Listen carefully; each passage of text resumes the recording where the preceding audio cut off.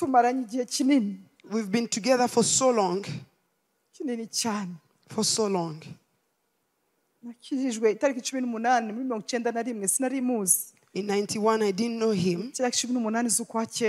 18th of September. That's when I got saved. But I didn't know that he had entered in me. After some time, my mother got in an accident. But when I could sit in my room alone,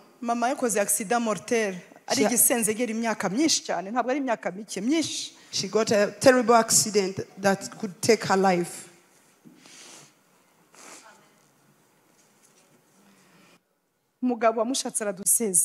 Her husband sent her away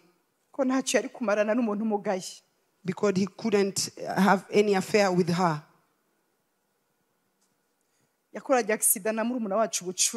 And she had gotten in accident with our little sister.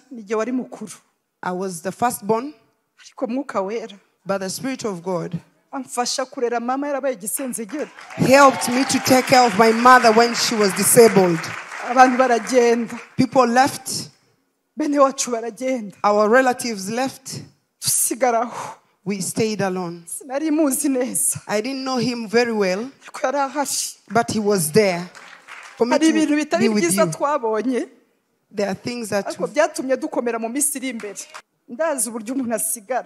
I know how someone can stay.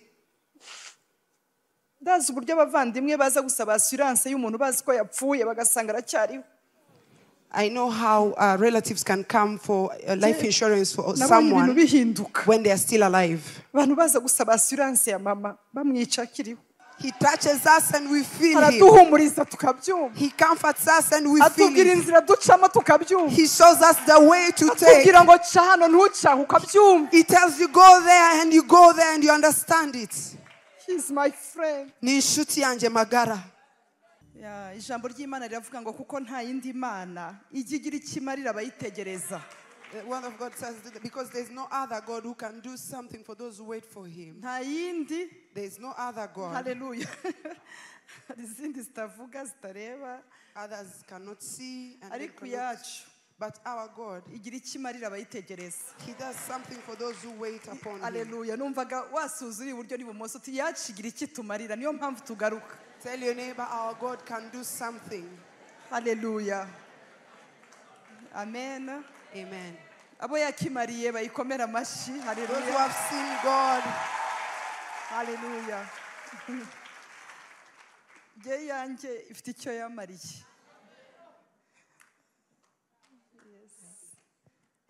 Yarakimariye cyane. He has done something for me. Amen. Kandi no birakomeje. And he's still doing it. Turashimira Imana rero ko yatugiriye neza ikatuba hafi. We thank him for being with us and being on our side. Katurinda. And for protecting us. Kaduha kubaho. And for giving us life. Ibitero bikaza ariko bikigirayo. Attacks can come and they are defeated. Imana niyo kwizerwa. God is faithful. Turabasuje rero mu izina rya Yesu. We welcome you in Jesus' name. Imana ibagire neza yo kabyara. May God bless you. Amen. Yes ashimwe. Amen. Ndumva ari igihe uba uvuye mu masengesho ukasanga uje mu yandi. Ndumva ubwiza bw'Imana kuko burya ubwiza biterwa naho wiriwe naho wavuye. I can feel the glory of God and it depends on where you will spend your day. Jye nabanye na Yesu. I spent my day with Jesus. Niwe twabanye kabisa. And we were together truly. Hallelujah. Niwe twasangiye ibyo mu ijuru, niwe twasangiye breakfast, niwe twasangiye lunch. I shared with him breakfast and lunch. Niwe twabanye. And we were together. Kandi nawe nibaza ko nubwo wari mu kazi nibaza ko mwari kumwe tu. And I believe even though you were at work, you were with him. Imana ni nziza cyane. And God is so good. Yes ashimwe. Amen. Imana niyo kwizerwa. He is faithful. Imana igira ikimarira abayitegereza. The God who does something for those who wait upon him. Ijwi ryanjye nijya rimanuka iryaho rijya rijya hejuru. Ari gihe mba nagize emotion. Yes ashimwe cyane. Amen. Imana igira ikimarira abayitegereza. The God who can do something for those who wait upon him. He's good. Ntabwo dutigiye hano. We don't waste our time here. Ntabwo dutigiye hano. We do not waste our time here. Iyi nzu turimo ikirutizo tubamwe nuko ari inzu y'Imana yitiriwe izina ry'Uwiteka. This house was named after the name of the Lord. Iyi nzu. This house. Ni wacu hari ubwiza bw'Imana, orta y'Imana irahari. Ariko iyo duhagurutse tukavuga ngo tuje mu nzu yawe. Even in our homes we can have the glory of God, the presence of God, but when we come in his house, hari imbaraga zo kuza. There is power in coming here. Hari imbaraga zo kuhagera. There is power in arriving here. Hari ubuntu. There is grace. Hari ibintu Imana igiye kugukoramo. There are things God is going to do within you. Impamvu itari gutanga makuru no kugira ngo abantu batakuvogera. The reason why people don't know it is for them not to distract you. Ku bantu bamwe batazi uko Imana rimwe ntabwo nyizi yose, niyo mpamvu nza kuyishaka, ariko hari utuntu duke nyiziho nk'umukobwa wayo. There are small things I know about God. Bimwe mu bintu nyiziho. Among the things I know about him. Iyo igiye kubanza kukuexpose positivement, iyo igiye kukumurika. When he is about to expose you positively, irabanza ikagukorera ya gahunda umujyi wa Kigali ujya ukora. Murabona iyo umuntu yabonye ikibari cyo kubaka. He first does something that the city of Kigali does. Bagusaba guklotira. They ask you to fence. Noneho, then bagusaba guklotira ukubaka abantu bari hanze bakagira amatsiko y'ibiri imbere. For you to build when the people who are outside will be curious about what you are doing inside. Hanyuma umunsi yakufunguye gutya. And when it will be open, abantu bakavuga ate harimo inzingana gutya. They will say this is the house they've been building. So nawe rero hari ukuntu yagufungiranye yima abantu amakuru. For you too, there's a way he has fenced you. Hari nayo nawe utazi. And there are other things that you don't know. I'm sorry ushobora kuvugana n'Imana ariko hari ibyo utazi. You may speak to God, but there are things you don't know. Kuko Bibiliya avuga ngo nzi ibyo nibwira nzakugirira. Because the Bible says, for I know the plans I have for you. Si bibi, not evil. Ni byiza. They are good plans. Bivuga ngo irira guklotira, irira kwimana. He is protecting you and fencing you. Noneho iyo yaguklotira ikaguhisha rero abantu bagira amakuru atandukanye n'ayari mu ijuru. And when you are hidden, people have suspicions about what is happening. Burya ntiyenda gupfa kwera, burya ntibyamurangiranye. Ntibamenye ko Imana. Amen. Reka mbabwire. Amen. Kukiri kubikora. Why is he doing so? Wahuye n'abaescrow n'abantu bakumanipira, uhura n'abantu bashaka gusa kukunyaga. Ntabwo wigeze uhura n'abantu bakugirira ibambe rata. You've met people who manipulated. Umugisha Imana igiye kuguha si w'abajura. The blessing God is about to give you is not of the robbers. Si w'abajura. It's not from the robbers. Yo mpamvu Imana iri kugukuraho babantu. That's why he's taking away those people. Barigiyeyo. They are aside. Ngo byarakurangiranye, ndondahanura. Thinking it's over. Barigiyeyo. They went aside. Ngo warahombye. That you went in bankruptcy. Ntabwo bafite amakuru ya shekije. They don't know about the check that is coming. Barigiyeyo. They went aside.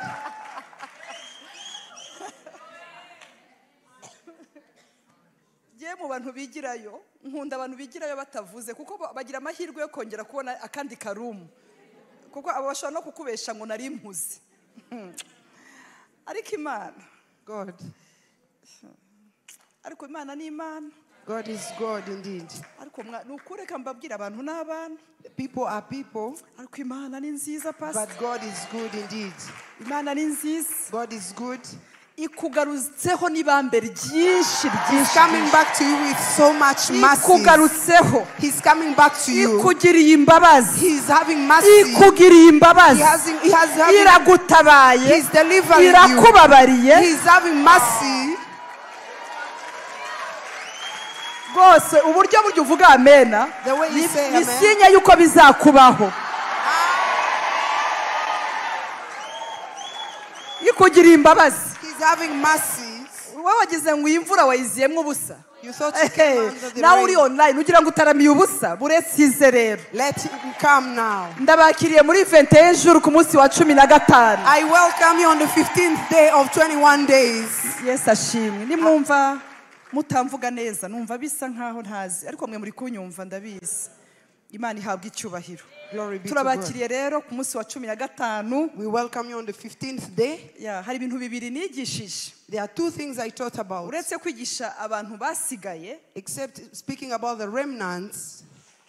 kuko nicyo kintu nahereyeho. That's where I started from. Kugira ngo mbabwire ko iyi minsi n'uyu mwaka turimo, For me to explain the days we are in this year. ibi bintu muzabyibuka, ushaka utari kubyumva mu kwa mbere, ariko mu kwa karindwi uzibuka ngo apostle yavuze ngo abasigaye.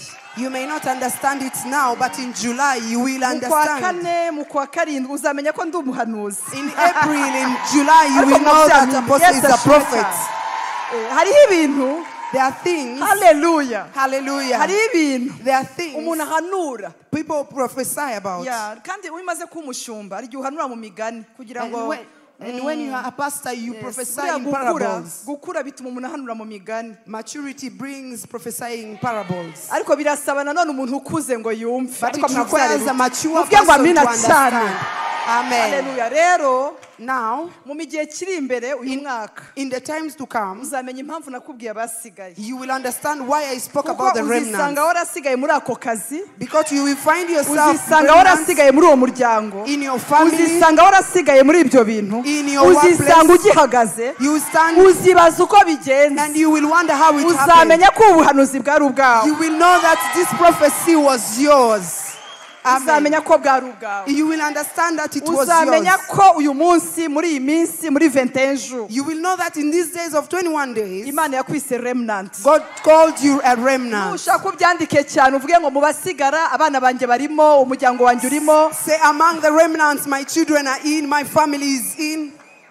Kandi And ngo aba ni abasigaye kubera ubuntu. these are remnants by grace. Tuzamenya ko atari amasengesho menshi kuko tuzabona ko hari n'abandi basenze. We will know that it's not because of our prayers, because Yes. other people also prayed. Hari abasenze. There are people who prayed, Ariko Imana igushizeho ikimenyetso. but God is putting a sign on you. Hallelujah. Ndumva wavuga amina. Say amen. Icya kabiri. Secondly, Iyi nyota n'inzara dukeneye muri uyu mwaka, dukeneye umwuka wera. in this craving, we need the Holy Spirit. Sinzigera ndeka kuvuga umwuka wera. I will never stop talking about Nzamuvuga, him.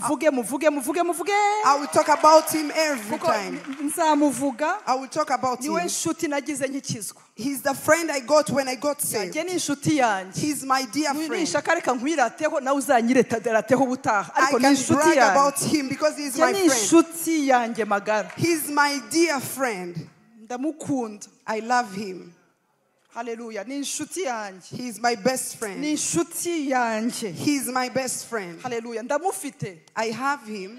Hallelujah. Amen. Ariko wambabariye nawe ukavuga ibyawe. Nawe umufite wavuze ngo If amina you rati. have me, if you have him, say amen. Ndamufite. I have him. Kandi ngo umwuka ahamanya nanjye ko ndi umwana w'Imana. And the Spirit of God tells me that I'm Nawe a son nuko of mu izina God. rya Yesu Kristo. For you to is as well. Hallelujah. Kumugira rero. To have him, Ntabwo bamukodesha. you cannot rent him. Ntabwo umuntu yansebya ngo amunkureho. You cannot despise him and he goes. Ntabwo umuntu yahamya ngo simufite ngo bituma mvamo. You cannot say that I don't have him for me to Ntabwo quit him. tumuhabwa n'abantu. We are not given by Ntabwo pasiteri people. wambatije ariwe yawumpaye. The pastor who baptized me did not give him to Ntabwo me. uzi haleluya cyane. Ntabwo ari Say pasiteri. hallelujah. It's not pastor. Ariko wandebe umuntu mwicaranye uti pasiteri wakubatije ntabwo yawukwambura. The pastor who baptized you cannot take him away from Ntabwo you. yawukwambura. He cannot take him away from you. Utagitanga icya cumi ngo nuko wavuye mu rusengero rwe reka da. Whether you Ariko give your mwavugiye time haleluya or hirya no not, hino no. bari hano hasi.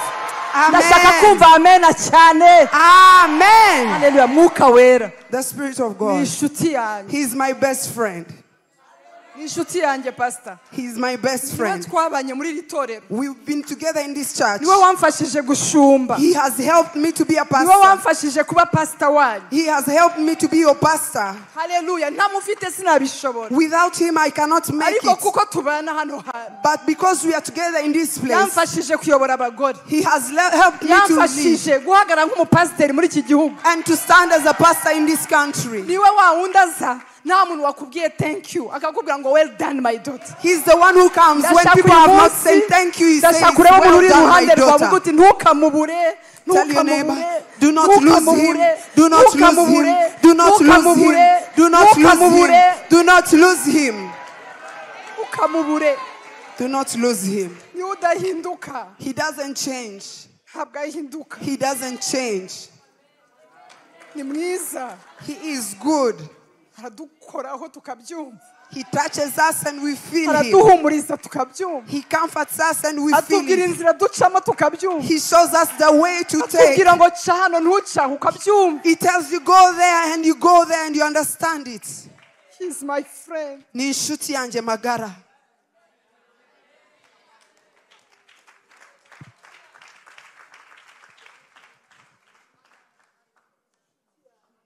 He is my friend. Tumaranye igihe kinini. We've been together for so long. Kinini cyane. For so long. Nakijijwe itariki 18 muri 91 sinari muzi. In 91 I didn't know him. Itariki 18 z'ukwa 9. 18th of September. Nibwo nakijijwe. That's when I got saved. Ariko sinari nzi ko yanyinjiyemo. But I didn't know that he had entered in me. Hashira igihe gito. After some time, mama wanjye akora accident mbi cyane. My mother got in an accident. Ariko ninakwicara mu cyumba jyenyine. But when I could sit in my room alone, mama yakoze accident mortel. Ari gisenzegera imyaka myinshi cyane, ntabwo ari imyaka mike myinshi. She got a terrible accident that could take her life.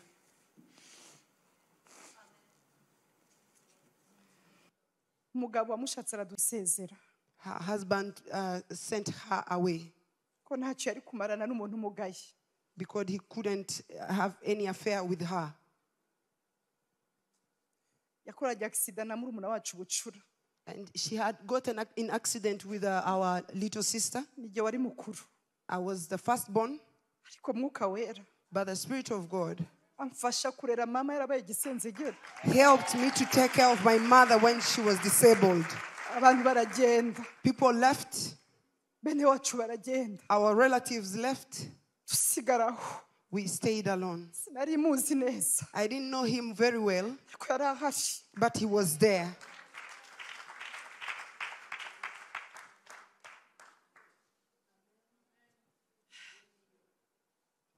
Kandi ubwo ndagera ku muriro.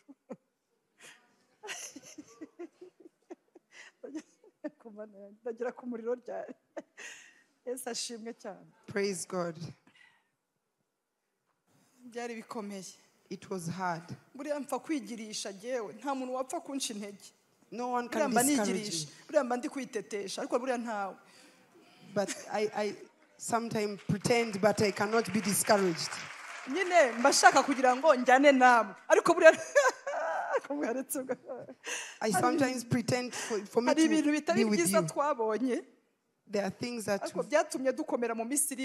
we have seen in life that strength gives us strength and gives us to encourage others. I know how someone can stay.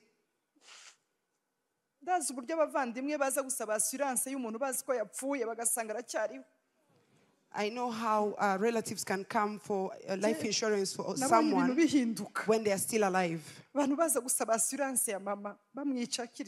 People came to ask for the money for the insurance when she was still alive. It was in the 90s. 91, around 91. And we lived in that life. Buriya nzi ibikona bigemura biriya bikona ntabwo byaje ari bikona mu buzima bwanjye ariko nzi ibikona bigemura nzi uburyo umuntu abaho. I know how ravens can provide. Buriya nta muntu wambwira ngo Imana ntihari oya parce que nubwo waba uri wenyine Imana izakuzanira umuntu utazi udatekereza. You cannot tell me that God is not real because even when you don't see. Abantu bose niyo bahinduka abantu b'impuhwe abasamariya beza ntibajya babura. Good Samaritan are always there. They cannot,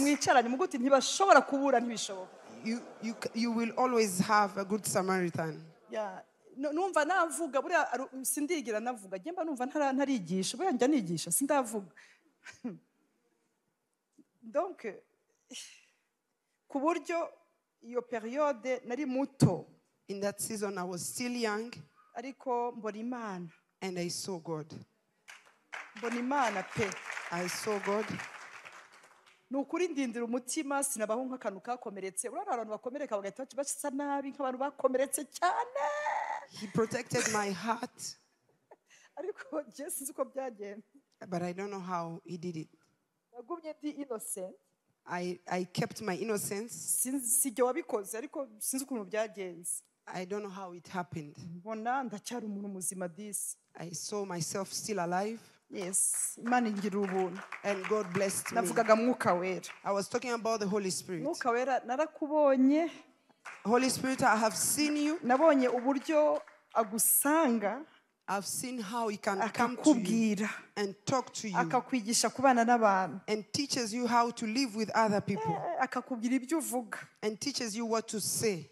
Nabonye mwivuga butumwa hano hagarara akakubwira ngo hano baguteza amagambo. And I saw how you can stand in when you're preaching and you hear ukabona abantu bose ukavuga uti ninde wanteze. And he tells you the traps that are there. And he says, do this. Ukazahura n'umuntu nyuma y'imyaka 2 ati buriya nari nje kumva ibyo uvuga. And then you meet someone after 2 years telling you, that time I had come to check on you. Aho hantu nkavuga ni mwuka warakoze. And I say, Holy Spirit, thank you for that time. Rero arakora.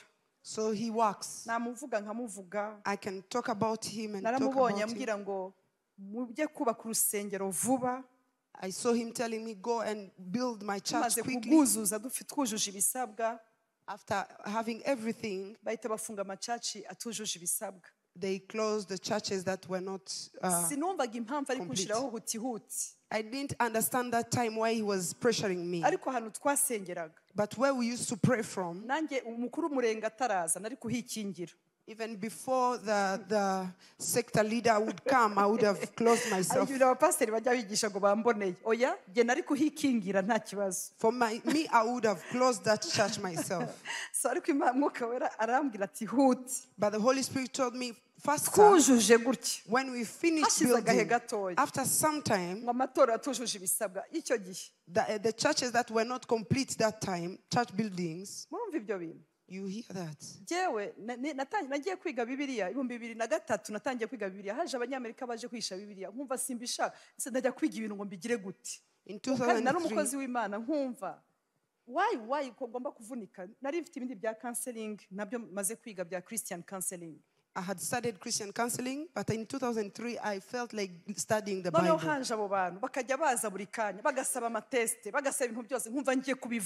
I felt like quitting that course. But the Spirit of God told me you continue. From 2003 to 2007, I was tired of theology. After that came 2018, when they requested. That's when I understood why. Tell your neighbor, obey the Holy Spirit. Hallelujah. Before they even asked for that requirement, no one had requested for it.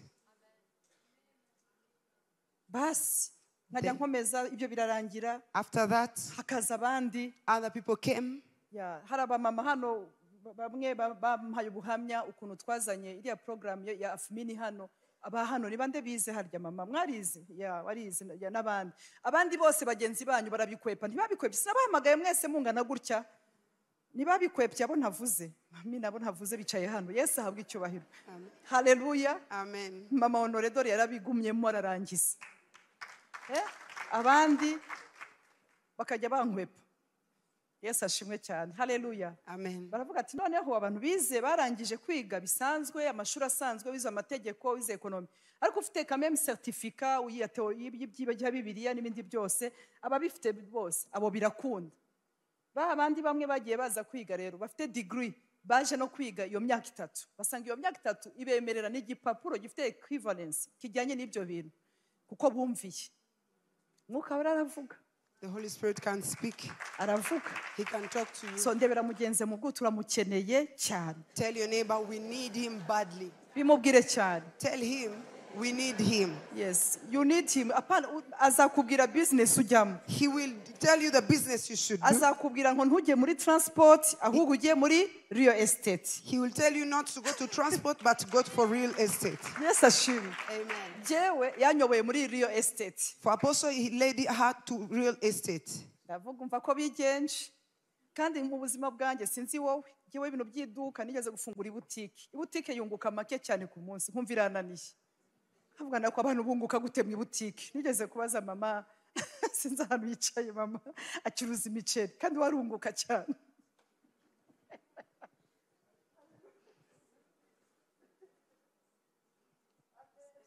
Amen. Muri real estate nabonye mwuka waranyobora. Nari mfite abantu bajyaga banjyana akambwira ngo hano hantu hagure miliyoni 5 hagure hano hantu hagure harunguka. Mwuka arambujije. They used to tell me, buy this place because it's 5 million. And they could say, this is really profitable. And then I could quench the voice of God. After buying that place, I would suffer. I would suffer.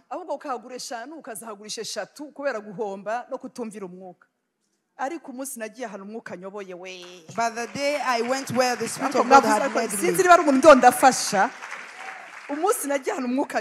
when I went to the place where the Holy Spirit had led me to go, there's a place I bought 5.5 million. But when I sold it, I sold it to 17 million. Tell your neighbor, be led by the Spirit. You think the Spirit of God. I'm giving you a summary. The Spirit of God is good. The Holy Spirit is good. One day I bought a house. I bought it 1,800,000. And I renovated it. Maybe I used 1 point something. Then someone came and bought it at 6.2.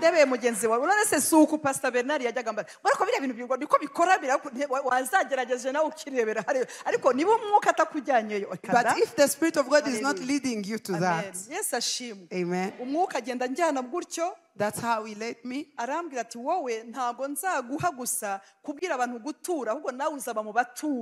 will not lead you to preach people how to be offering.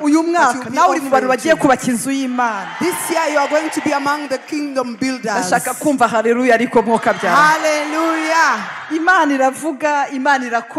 God can speak and God can work. I will teach you how to make profits. Wow. How many wants to get profit? May God give it to you. I will teach you how to make profits.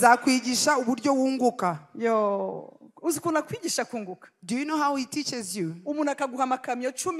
Someone gives you 10 trucks and he tells you I need 60,000. I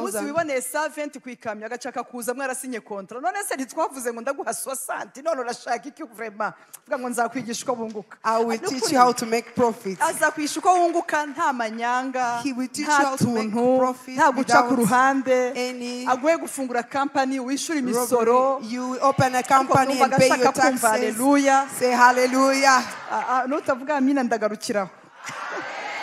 Mwuka wera ni umugabane, mwuka wera ni inshuti, mwuka wera ni umubyeyi, mwuka wera ni umujyanama. He's an advisor. Twize ku mwuka wera. We learned about him. Icya kabiri twize ku muriro. And we learned about the fire. Kandi ngiye gukomeza umuriro. And I'm going to continue on the fire. Umuriro w'Imana. The fire of God. Kuko mvuze mwuka wera twatahariwe nkivuga gusa. If I continue, I will only mention the Holy Spirit. Mwuka wera ni mwiza. He is good. Hallelujah. Ari n'ibintu utavuga hano ariko mwuka wera. Mwuka wera uko wangu. Amen. Uruwanje. Amen. Kandi ubu abantu bamwe barakaye kuko ntabyo barageraho. Nta kundi nako.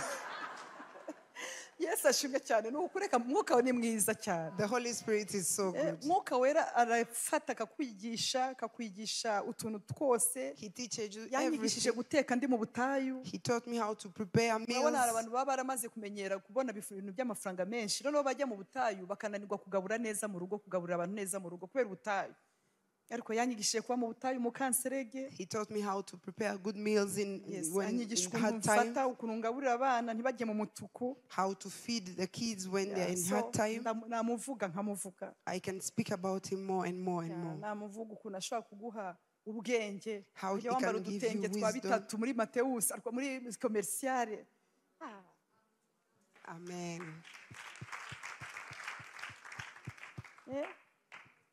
Hallelujah. Rimwe ni gusa ikintu nagiye gucuruza atanyemereye, yari yampamagaye, Imana yari yampamagaye kuyikorera, ngira ubwoba, hanyuma ndavuga ni Imana ngiye gufungura ahantu nzacuruza amakayabo, nkajya nzivana igoma. Ko bwandetse.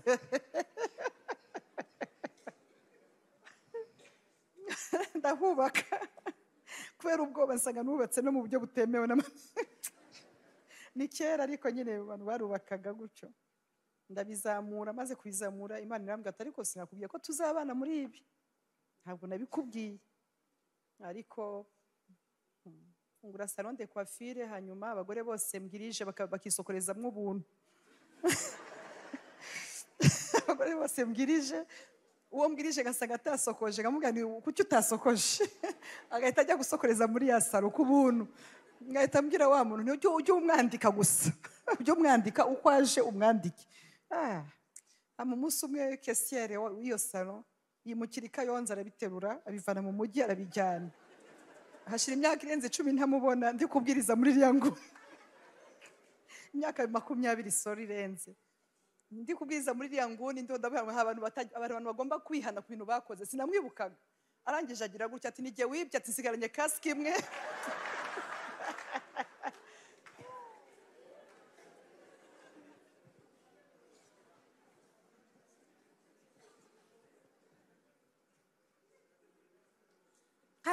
Araza arihana ndamureba ufite imwe nayo yitwarire.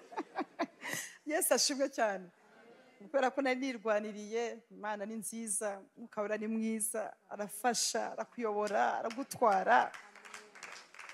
Ugaca mu bintu ntibirenga urugo, ugaca mu bigeragezo ariko abantu bose ntibamenye ngo mwaburaye. None vraiment, base abantu baziri paka babimenye.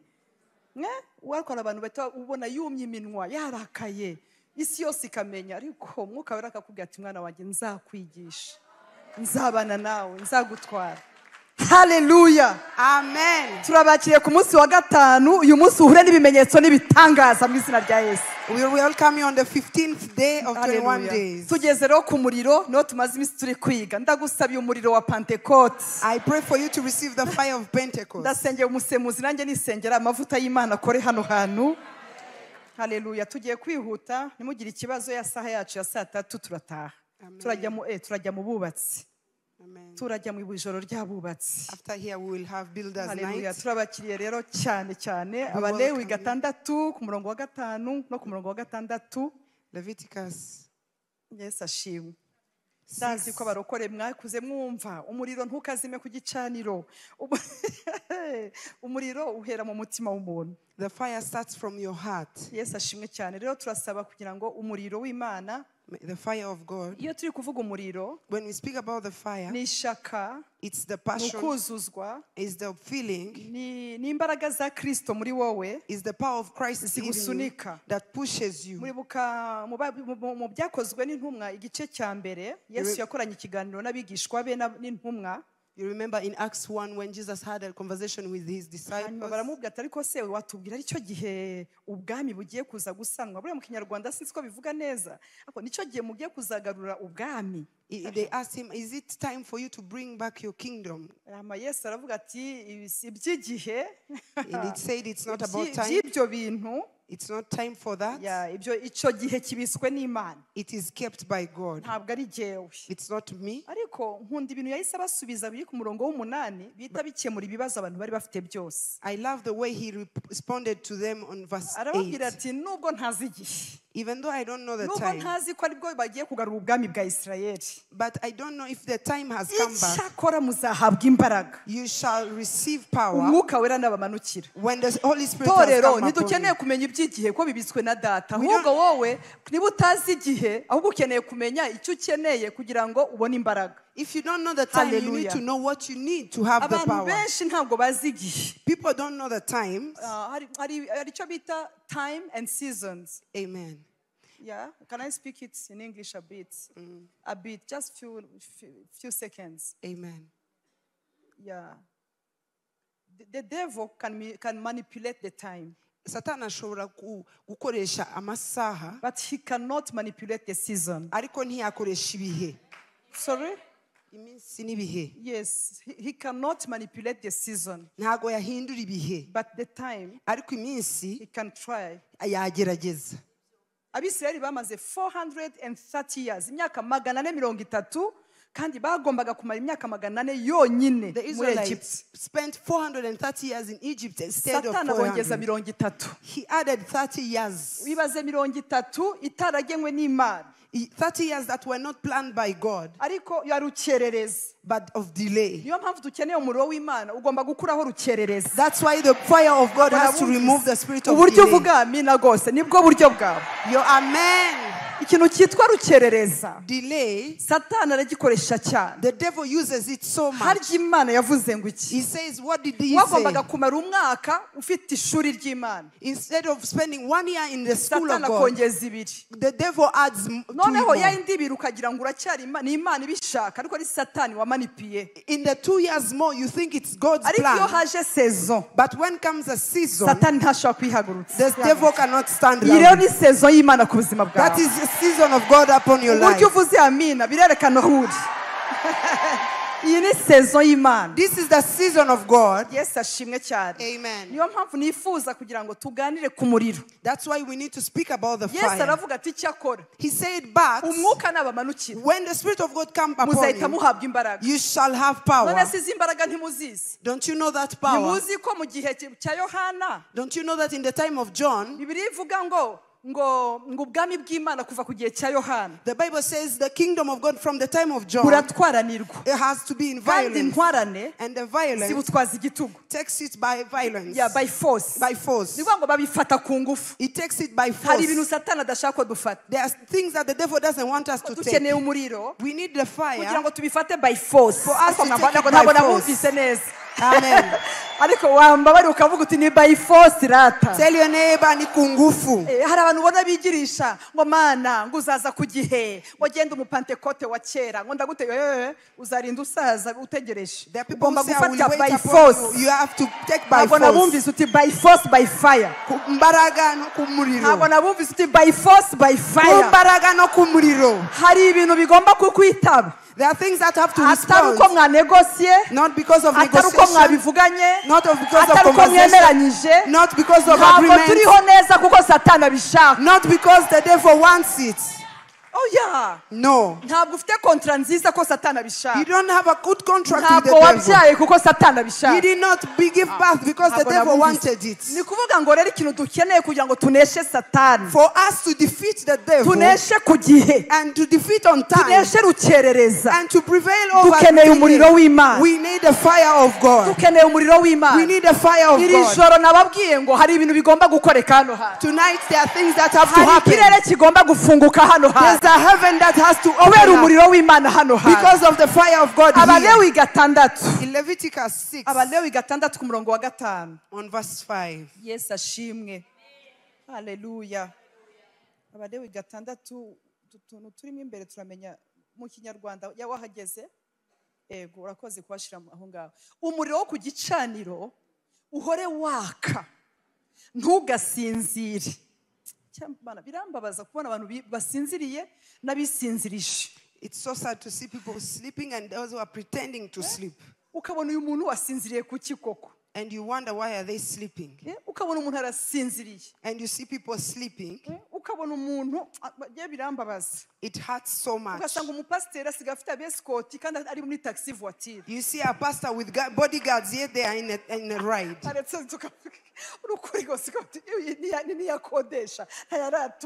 At least if they could rent. Where does that sleep come from? Uracyarwana n'ubukode. You are still renting. Buri mwaka ufite abana mugiye kuba challenging. Murambabarira. Uracyarwana n'ubukode abana barindwi mu mujyi wa Kigali. ibyumba bibiri muri murahangana nabyo uruvu ujya guterana ugasanga uwo kwishyuza ari aho opposite none ugahita utangira kwihunyiza usinzirijwe n'iki ariko mwana abaye bene da turi kumwe bakundwa ukabona n'ukuri. And you find truly hari ibintu ngiye kuvuga wenda biradukomeretsaho gato ariko twihangane. Uba amasezerano yawe yaruzuye ku buryo usinzira utyo.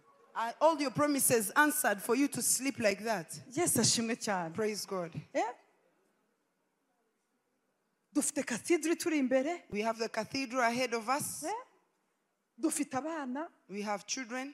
Turakujije. We have big mature children. Nasomye ahantu havuga ngo wa mwana amaze gukura ngo ajyana na se mu murima. Uriya mwana yari yaravutse ajyana na se mu murima ngo amaze kujyana na se mu murima ngo atangiye gukura ngo ari kumwe n'abasaruzi ngo atangira gutaka umutwe ngo umutwe nkavuga ni dayimoni yatumye uriya mwana wa mwana w'umugore w'umukire ntabwo buzo umugore w'umukire w'umushunemu ariko mwana abaye the Shunammite who got sick or had a headache when they reached to the time of harvest. Umugore muzima, a woman ariko w'umukire. Bibiliya ivuga ngo yarafite n'umugabo w'umukire, who was rich and had a husband who was rich. Ariko nkakunda ko yarafite n'umugabo w'umusaza. And I love the way they say she had an old husband. N'umugabo utamuhangayikisha. It means he doesn't bring troubles. Yirukanga mu mabuwate de nuit saa 9 z'ijoro ariko mwana abaye. It means he doesn't bring troubles at home.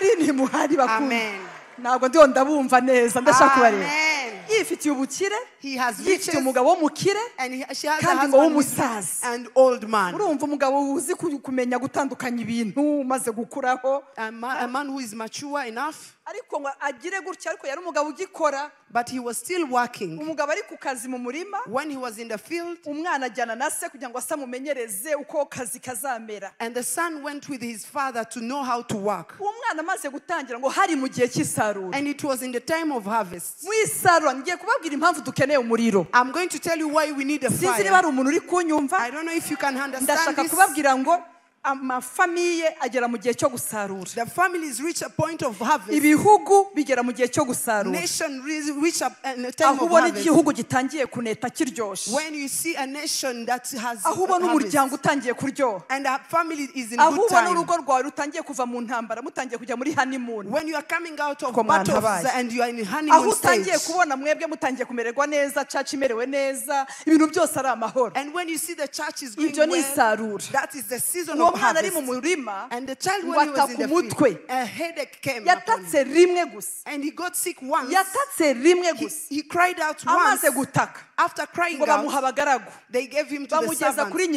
The servants took him to his mother. But that time, between the headache and the servants who carried him to his mom, you don't know what could have happened here. You don't know what happened in between. Sinzi ibintu abantu twihaye giye nyambwira abantu niba ugiye gukora ubukwe abagukorera bridal shower menya neza ko batinya Imana ari abantu bazi Imana bubaha Imana. Know that the people who are organizing your bridal shower are people who are fearing God. Ubimenye neza ko basenga Yesu Kristo w'i Nazareth, that they pray Jesus Christ of Nazareth. Because you may not know in between when they have done. You may not know. By praise be to God that the church has fire. I want to speak about the fire of Pentecost. Tell your neighbor you need the fire. Go away from people who don't have the fire. Avoid people who have foreign fire. Yes, barahari. They are there. Barahari. They are there. Baza bakiriza nka muka Potifari. They come and cry like the woman. Muka Potifari buriya yaririzaga. The wife of Potiphar used to pretend. I wonder why was she crying. Agize kuba beshe Joseph. She has lied about Joseph. Abeshe ko yamufashe ku ngufu kandi ntiyamufashe. That he abused her. Yet ikinyoma gifite ikimenyetso. But because her lie had a proof. Ibinyoma bifite ikimenyetso. It had an evidence. Asigarana ikanzu. She remained with the robe. Ahantu hasigaye hose akomeza and people could see the robe. Don't you see what Joseph has done? But she was lying. The wives of Potiphar are many. They have tears. They cry. They pretend. Yet they know they are lying. bamuka Potifari, the wives of Potiphar. uyu mugore noneho umwana warataka arapfa. And the son cried and Ariko Imana died. ishimwe ko yari yarubatse icyumba cyo hejuru, Thanks be to God, she had built an upper room. acyubaka nta kibazo kiraza, She built it before any issue had come. acyubakira umuhanuzi atazi ko azanabyara. And she built it for a prophet, not Ntabwo knowing she's yubatse going to icyumba give cyo birth. hejuru ngo abyare, yacyubatse ashaka kubaha umuhanuzi. She built it when she wanted to Imana iha honor the umugisha servant abantu of God. bubashe umuhanuzi. God bless those who honor the Ndumva servant nshaka of ko God. ucomeka ukareba umuntu mucomekana mumenyeranye, Connect to umubwire ngo someone you're icyo familiar wubashe kizakubahisha, Whatever you've honored will icyo honor washyize you. imbere kizagushira imbere, What you've put in icyo wahaye front of you, agaciro kizaguha what agaciro. you have given value will value you. Mwebwe mubona mwubaha ntimuzi imbaraga z'Imana zibyihishemo. You honor, but you don't know the power behind honoring people. Honoring people, honoring the prophet. Honoring the prophet.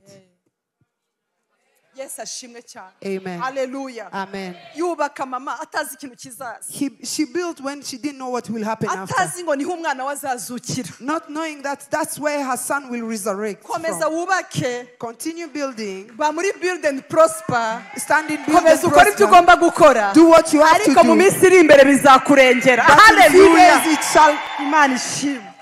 be a profit for Kuki you. ndivuze ibi bintu byose? Why am I saying all this? Ntugasinzire mu bisubizo. Don't sleep in your answers. Gusinzira mu butayu To sleep in the ho wilderness, biragoye, it's not easy. kuko ushobora gusinzira inzara ikagukangura. You can sleep, but then hunger comes and wakes you up. Ushobora gusinzira amadeni akagukangura. Debts come and wake you up. Ariko gusinzira mu bisubizo But to sleep when you are in answers, ni bibi cyane, it's so kuko mu bad. bisubizo Because there, ntabwo ubona ikigukangura. you do not have anything to wake you up. Mu bisubizo In your answers, amavuta akuzuyemo aragusinziriza. when you are so anointed, you are so asleep. Oya, ibiryo, amavuta y'ibiryo ntabwo ari anointing. Amavuta ibinure. The fats can make you sleep. Yes, ashimwe cyane mu amavuta se yatuma usinzira y'Imana, ahubwo ibinure, The fats. Ntugasinzire. Don't fall asleep. Umuriro ujya uhora waka ku gicaniro, ntugasinzire. May the fire Turashaka always be umuriro burning. waka, ntabwo dushaka umuriro usinziriye. We need a fire that is burning. Umutambyi The priest ajya awushiraho inkwi always put wood. uko bukeye. Morning, Nje kubwira abantu bari hano, I'm here to tell you bazi ko abapasiteri babaheza mu masengesho. that know that pastors make you Bibiliya go avuga ngo in prayers. umutambyi It says the priest ajya awushiraho inkwi should always put the wood uko bukeye. every morning. Ntabwo ari buri mwaka, It's not every year, ni uko bukeye. every morning. Wari uzi ko nawe uri umutambyi w'urugo rwawe? Did you know that you are the priest of your household? Wari uzi ko uri umutambyi muri ako kazi kawe? Did you know that you are the priest in your Wari workplace, uzi ko uri umutambyi kuri marketplace? in the marketplace?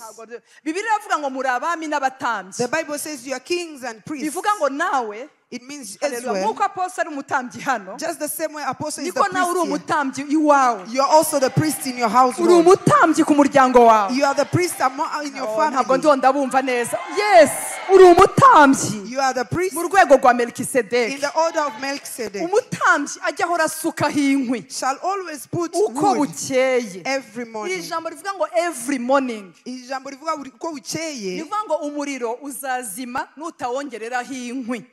It means that the fire will be off if you don't add Tugomba wood. kuwusukaho inkwi. We should add Izi nkwi wood. ni ijambo ry'Imana. This wood is the word of Izi God. nkwi ni ijambo ry'Imana. This wood is the word of God. Biragoye ngo ugumane umuriro w'Imana udafite ijambo rigwiriye muri wowe. It's so difficult to keep the fire on if you don't have the word of God Ugomba in you. gukunda ijambo. You need to love the word. Hari abadayimoni batuma abantu basinzira kuko batangiye kumva ijambo. There are demons who bring sleep when you are hearing the Niyo word of mpamvu God. abadayimoni batagusinziriza mu masaha ya worship. That's why you don't fall asleep in the time of worship. Ntibagusinziriza mu mwanya w'ubuhamya. They don't make you fall asleep in the time of Ariko testimony. reka haze ijambo. But when the word comes, kubera ko ijambo rihishemwo destiny yawe. Because your destiny is hidden in the word. Ni kuvuga ngo kanseri igomba gukira ihishe mu ijambo. Your healing gukira bihishe mu ijambo. is hidden in the word. Ikibazo cyose ubukene bugomba kuranduka biri mu ijambo. The poverty that has to be uprooted is hidden in the word. Niyo mpamvu ubona hari ama eglise ari prophetique gusa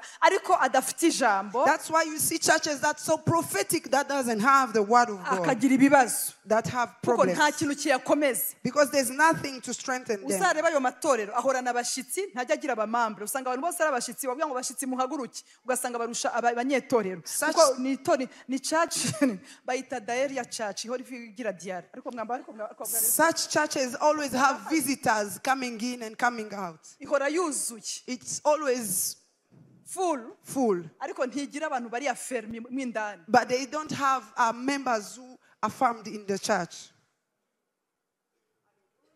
Amen. Muracyari inshuti zanjye cyangwa mwatashe. Amen. Hallelujah. Amen.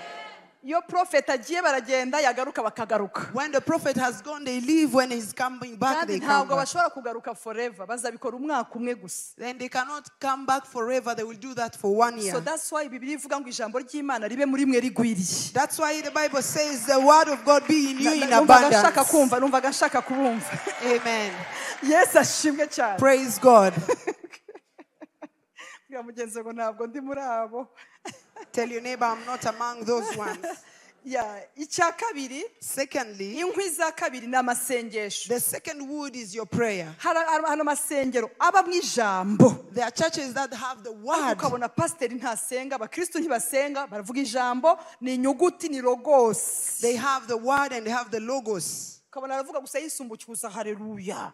Imana igiye gukora ibintu. Harya yabikoze ryari Yohana wo mu itangiriro. Usanga atangiye kujya ashaka Yohana mu itangiriro kubera ko ntabwo asenga, atangiye kujya anyuranya indimi ariko mwamba bari. And they get confused because they don't pray. Ugasanga umuntu ntasenga. And you see someone is not prayerful. Ugasanga n'umuntu usengera imbere y'abantu ariko ntafite ubuzima buri prive busenga. That person he can pray before people but doesn't have a private life of prayer. Imbere y'abantu batazi gusenga bo Imana. But we have people who can pray before people but cannot pray alone. Wo no mwuka w'abafarisayo. That's the spirit of the Pharisees. Bibiliya ivuga ngo bameze nk'imva zisize inyuma ariko indani ari amagufa. They are like painted graves but inside they are bones, dry bones. Abo n'abafarisayo. Those one are Pharisees. Bazi kubibamwo, bazi kujya muri ritime yabyo. They know how to stand. Bazi gusenga bakoresheje umunwa. They know how to pray using mouth. Urigiti cy'inganzamarumbo. Hallelujah.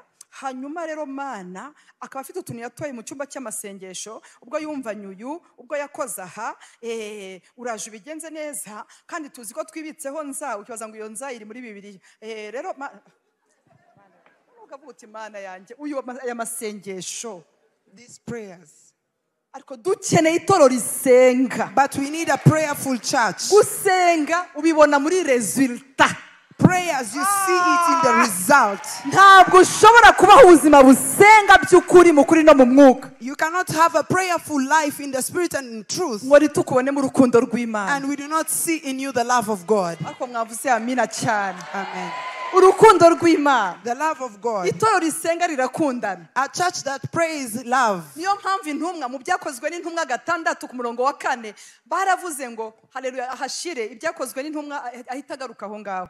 Ibyakozwe n'intumwa 6 ku murongo wa 4 verse 4. Ariko twebweho but for us tuzakomeza, we will continue, ntabwo tuzahagarika, we shall not stop, tuzakomeza, we will continue. 21 jours izarangira, 21 days will get over, but we shall continue. Fire week izarangira, fire week will tuzakomeza, end, but we shall continue. Build and prosper izarangira, build and prosper, tuzakomeza, but we shall continue. Connect irangire, connect will end, but we shall continue. Tuzakomeza, we shall continue. Say but for us, we shall continue. Tuzakomeza, we shall continue. Ntabwo ndabumva, tuzakomeza. Say we shall continue. Tuzakomeza, we shall continue. Ngo nimbaraga n'ingwi, tuzakomeza. We shall continue. Tuzakomeza, we shall continue. Tuzakomeza, we shall continue. Gusenga, to pray, no kugabura ijambo ry'Imana, and to minister the word. Tuzakomeza, we shall continue. Gusenga, to pray, no kugabura ijambo ry'Imana, and to minister the word of God. twebweho But for us, tuzakomeza we shall continue gusenga to pray no kugabura ijambo and to ry'Imana. minister the word of Twebweho God. But for us,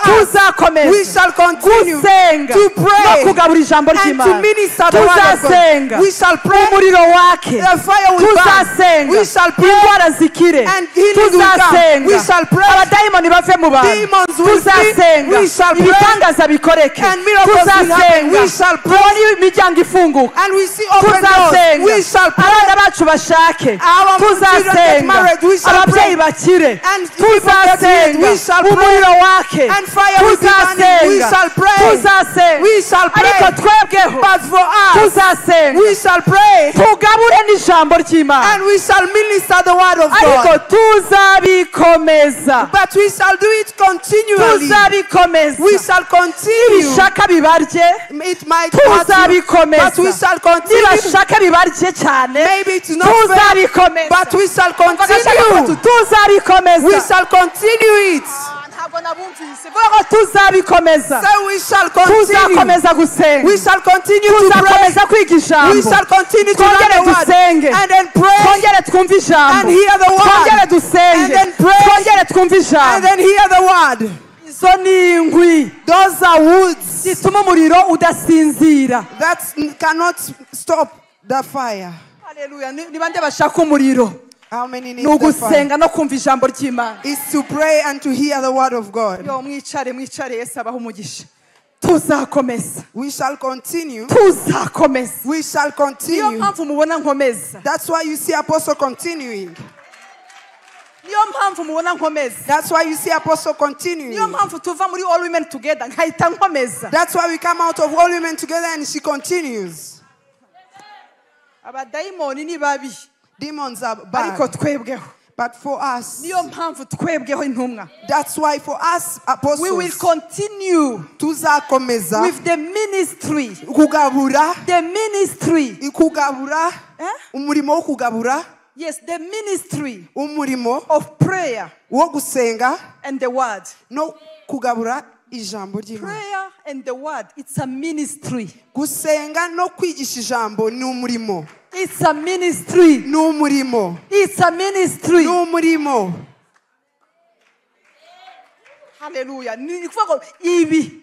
This, Ariko bene ni gute tutayisenga? how can we fail to pray? Uzi ko dusenga Do you know that we pray tukumva ibintu byakoretse tugatangara. and we hear things happening and we are so Yesu amazed? ashimwe cyane. Nakiri ubuhamya. I received a testimony. Ubuhamya nabwakiriye. I've received a testimony today. Yesu ashimwe cyane. Amen. Glory to God. Amen. Ni bwinshi ariko sinabishobora byose. Ariko sinaburamo nka kamwe.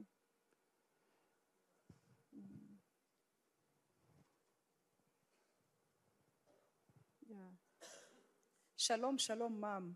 Amashimwe ni menshi, ahita avuga aho ngaho nyine. Muri 21 jours. Yes, muri 21 jours. Hari uwaronse residence permanent, yabyanditse wenda nabi, ubwo ni permanent residence, avuga icyo gihugu after 5 years. Yaramaze igihe kinini, none twicometse yabonye residence ya 5 years. After 5 years. Uwundi Imana yahinduye inyandiko yahinduye inyandiko muri aya masengesho, yahinduye inyandiko zari za cancer, inyandiko za cancer. Haleluya, zigaruka zivuga ko ari cancer free. Yes, ashimwe. Muvuge ngo haleluya. Amen. Nisanze nataye ubwenge igihe cy'amasaha atari makeya. Hanyuma maze igihe mfite ikibyimba mu mutwe kimaze imyaka irenze 3. Rimwe nisanga ndi mu bitaro ntazi nuko nahageze. Ariko kubw'amasengesho ya 21 jours apostle ku munsi wa 10 na kangahera 14 hari ryari munsi wa 10 wa 14 nejo munsi wa 14 basanze nta brain tumor iri mu mutwe wanjye. Yes, ashimwe cyane. Haleluya, muvuge amina cyane. Haleluya. Imana ishimwe cyane. hari undi nanone umaze kwandika aravuga ngo baro baranandika ngo apostle ngo I pray this finds you well. I'm following 21 days of prayer. I had a dream where you gave me a purple Bible. Since that dream, I have started the journey of reading the Bible in a year. Thank you for your prayers and inspiration. Today, I'm a servant of God. Hallelujah. Oh, vuga ngo nanjye ndimo mu izina rya Yesu.